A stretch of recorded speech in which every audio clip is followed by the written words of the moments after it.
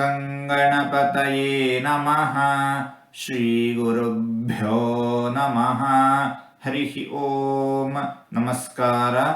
ಓಂ ಅಕ್ಷಯಾಯ ನಮಃ.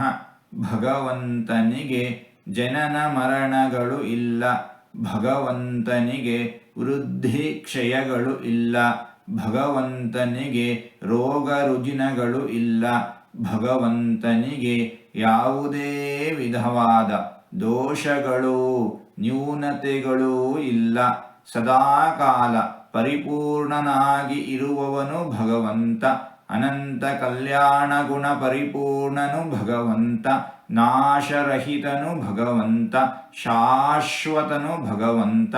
ಇಂತಹ ಭಗವಂತನನ್ನು ಅಕ್ಷಯಾಯ ನಮಃ ಎಂಬುದಾಗಿ ವಿದ್ವಾಂಸರು ವರ್ಣಿಸುತ್ತಾ ಇದ್ದಾರೆ. ಹೀಗೆ 4 ತೊದಲು ಮಾತುಗಳನ್ನು ಆಡಿದ್ದೇನೆ. ಇದರಲ್ಲಿ ಏನಾದರೂ ತಪ್ಪುಗಳು ಇದ್ದರೆ ಆ ತಪ್ಪುಗಳನ್ನು ಬಿಟ್ಟು ಒಳ್ಳೆಯದು ಅಂತ ಏನಾದರೂ ಇದ್ದರೆ ಆ ಒಳ್ಳೆಯದನ್ನು ಮಾತ್ರ ಸ್ವೀಕರಿಸಬೇಕು ಅಂತ ಹೇಳಿ ಪ್ರಾರ್ಥನೆ.